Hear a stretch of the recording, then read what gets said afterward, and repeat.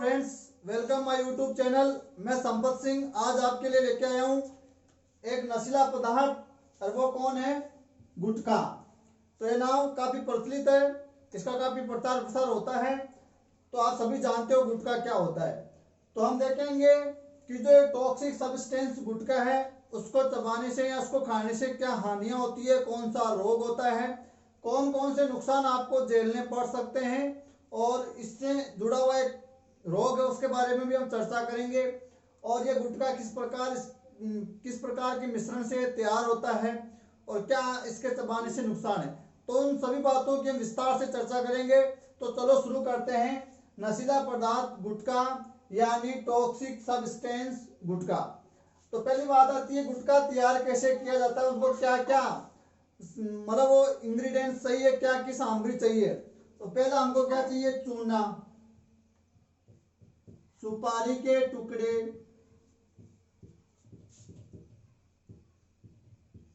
सुपारी के टुकड़े और कत्था और संश्लेषित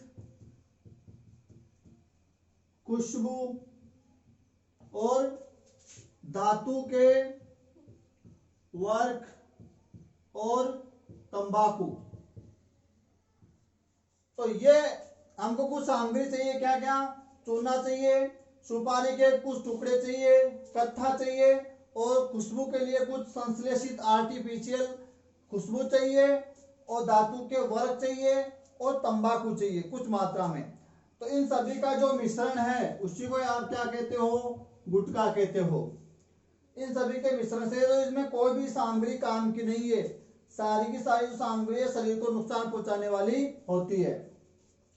अब देखो गुटखा का प्रचार प्रसार उनका इस प्रकार फैला हुआ है और हर गली और हर मोहल्ले में गुटखा आसानी से उपलब्ध हो जाता है, आसानी से मिल जाता है।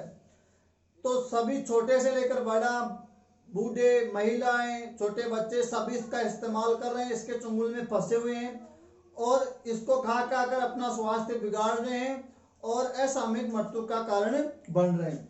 तो ये तो हो गया गुटखा के बारे में। अब इसमें हम देखेंगे कि गुटखा चबाने से होने वाली हानियां, कि कौन कौन सी हानियां होती है। तो पहली हानि होती है सामाजिक, आर्थिक, शारीरिक और मानसिक नुकसान। तो क्या क्या नुकसान होगा? आर्थिक नुकसान यानी पैसों की बर्बादी। सामाजिक नुकसान, सामाजिक नुकसान का मतलब है कि आप गुटखा वगैरह चबाओगे तो समाज में आपकी प्रतिष्ठा कम हो जाएगी। मानसिक नुकसान, तो मानसिक यानी ये जो उत्तेजक पदार्थ है तो आपके मन को, आपके मस्तिष्क को ये विचलित कर देगा, उसको डिस्टर्ब कर देगा। तो आर्थिक, सामाजिक, मानसिक और शारीरिक नुकसान यानी शरीर का जो नुकसान हो रहा है कि कैंसर वगैरह हो रहे हैं या कुछ घातक रोग हो रहे हैं या जो कुछ भी शरीर पर जो दांत है वो खराब हो रहे हैं, तो आर्थिक, सामाजिक, मानसिक और शारीरिक क्षति होना। दूसरा, अंतिम जो लगातार गुटखा वगैरह चबाने से ये कुछ प्रॉब्लम्स धीरे धीरे बढ़कर एक गंभीर रोग का रूप लेकर अंत में वो किस में बदल सकते हैं? कैंसर में बदल सकते हैं। मुंह का कैंसर, गले का कैंसर, जीभ का कैंसर, जो गाल है उनका कैंसर। और तीसरी जो प्रॉब्लम होती है और वो सबसे ज्यादा इंपॉर्टेंट है, उसके बारे में हम विस्तार से आगे भी चर्चा करेंगे, और वो है सब म्यूकस फाइब्रोसिस। तो गुटखा चबाने से होने वाली एक गंभीर बीमारी जिसको हम क्या कह रहे हैं? सब म्यूकस फाइब्रोसिस।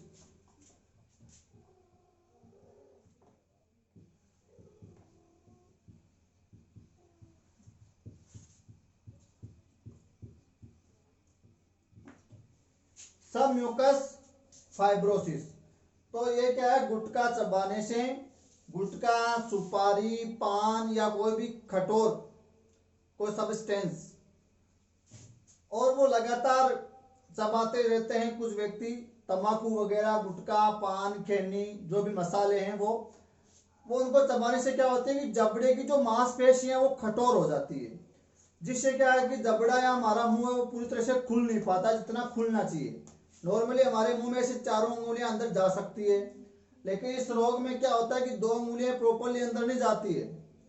तो जब लगातार ऐसे चबाने से जो जबाड़े की जो उत्तक होते हैं या मांसपेशियां होती है, उसकी श्लेष्माएं होती है, वो सख्त हो जाती है, कठोर हो जाती है, उनमें अकड़न हो जाती है, जिससे जबाड़ा या मुंह पूरी तरह से खुलता नहीं है, ओपन नहीं होता है। तो खाना खाने में या कुछ चीज निगलने में काफी दिक्कत होती है। उस चीज को हम बोलते हैं क्या? Submucous fibrosis. तो इस रोग के बारे में विस्तार से चर्चा करेंगे। इसको हिंदी में क्या कहते हैं? इसको हिंदी में कहते हैं मुख और श्लेष्म फाइब्रोसिस। तो इसको मुख और श्लेष्म फाइब्रोसिस या मुख यानी ओरल श्लेष्मा या सबम्यूकस, म्यूकस यानी श्लेष्मा, तो ओरल सबम्यूकस फाइब्रोसिस भी कह सकते हो। ओरल सबम्यूकस फाइब्रोसिस, यानी ये जो रोग है वो मुख का रोग है। गुटखा चबा रहे तो मुख की मांसपेशियों में दिक्कत हो रही है, उनकी श्लेष्मा झिल्ली में मेम्ब्रेन में दिक्कत हो रही है, मुख के ऊतकों में दिक्कत हो रही है, तो इसलिए हम मुख या ओरल काम में हम ले रहे हैं। अब इसको गुटखा रोग भी कहते हैं, गुटखा बीमारी, क्योंकि ये गुटखा चबाने से हो रही है। सिर्फ गुटखा से ही नहीं, सुपारी, तंबाकू, खैनी, पान मसाला, ऐसा कुछ या कुछ और भी हम देखेंगे और किससे हो सकता है।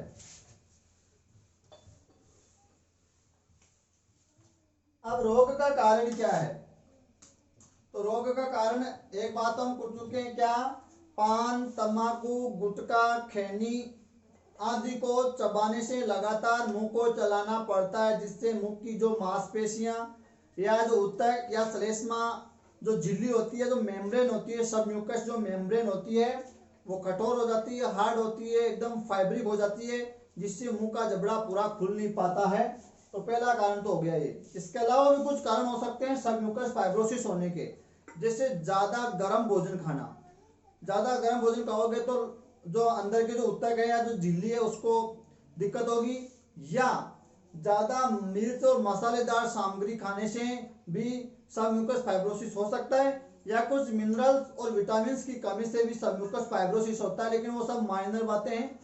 सबसे ज्यादा जो प्रभावित करेगा वो गुटखा, तंबाकू, सुपारी वगैरह इसमें कारण होते हैं और सबम्यूकस फाइब्रोसिस का जन्म होता है। अब बात करेंगे इस रोग के लक्षण क्या क्या है। अब इसमें होता क्या है, देखो, जो सबम्यूकस ओरल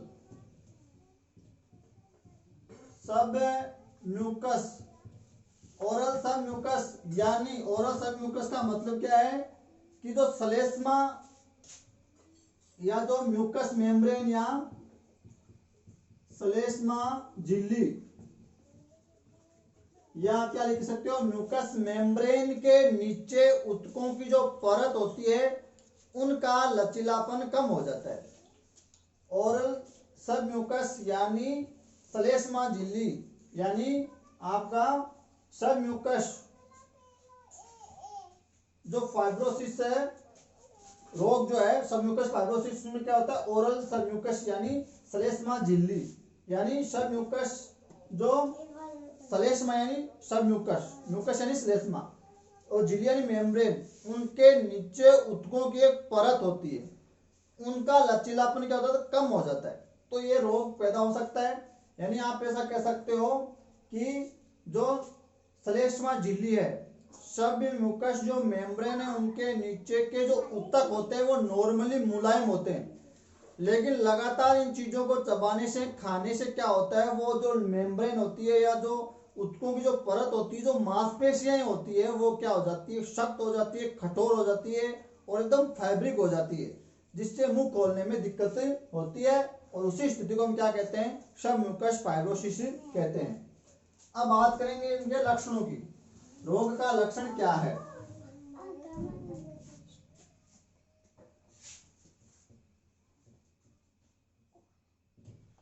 अब लक्षणों के अंदर पहले तो ये है कि मुख की, मैं बोल के बता देता हूँ, लिखूंगा नहीं यहाँ।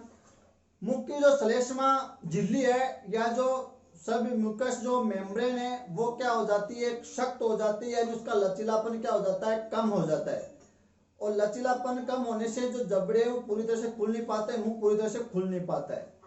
साथ में और क्या होती है, वो श्लेष्मा की जो अंदर की जो झिल्ली होती है वो धुंधली हो जाती है, सख्त हो जाती है, सफेद रंग की सी हो जाती है। पहला लक्षण तो ये।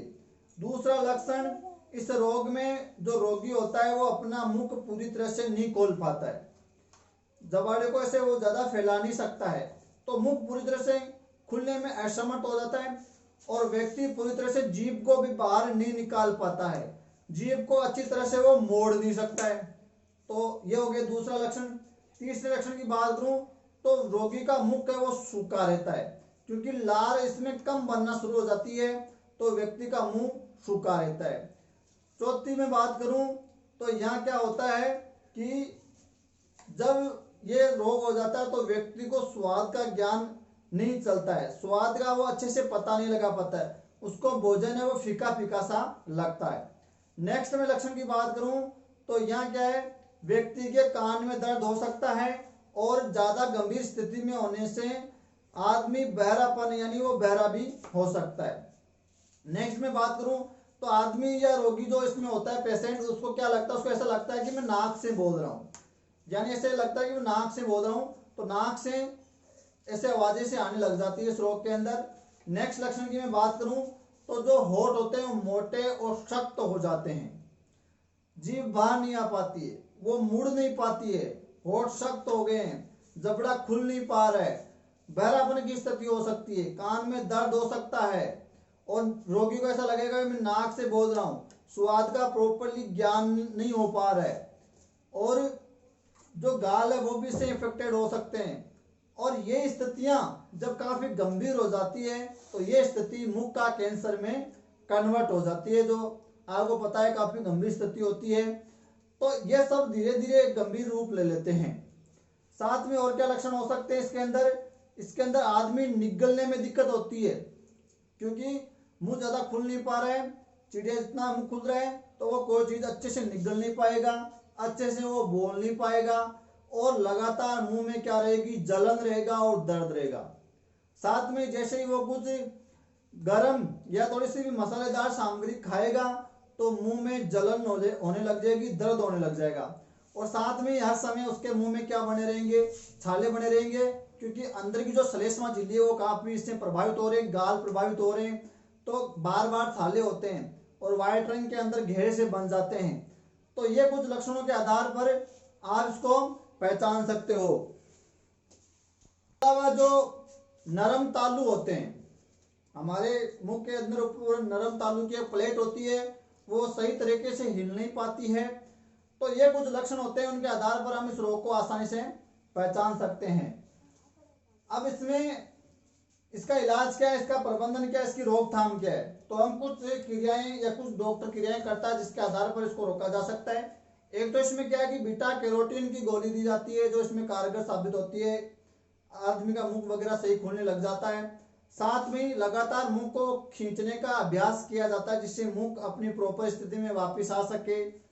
साथ में और क्या किया जा सकता है, सर्जरी की जा सकती है, सर्जरी द्वारा, ऑपरेशन द्वारा जो है मुंह को खोलने का वापस प्रॉपर पूर्व अवस्था में लाने का प्रयास किया जाता है, या एक मुलायम लकड़ी का टुकड़ा लेकर उसको मुंह के अंदर कुछ समय के लिए फंसा कर रखा जाता है और फिर धीरे धीरे उसको आगे सरकाया जाता है, बार बार एक क्रिया दोहराई जाती है ताकि मुंह अपनी पूर्व स्थिति में आ सके।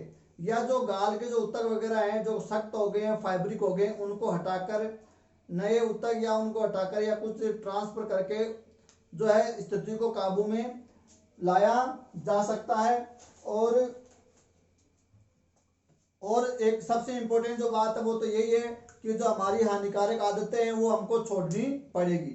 जो खैनी, तंबाकू, गुटखा, सुपारी जो टुकड़े जो हम खा रहे हैं, अपने आप को बर्बाद कर रहे हैं, उन आदतों को हम जब छोड़ देंगे तो ऑटोमेटिक समस्या में इससे भी हमको क्या मिल जाएगा, निजात मिल जाएगा। तो ये है हमारा गुटखा और सब म्यूकस फाइब्रोसिस। आशा करता हूँ वीडियो आपके समझ में आएगा। कोई डाउट्स है तो कमेंट्स करके पूछ लेना, वीडियो को लाइक करके जाना और चैनल को सब्सक्राइब करके जाना। धन्यवाद।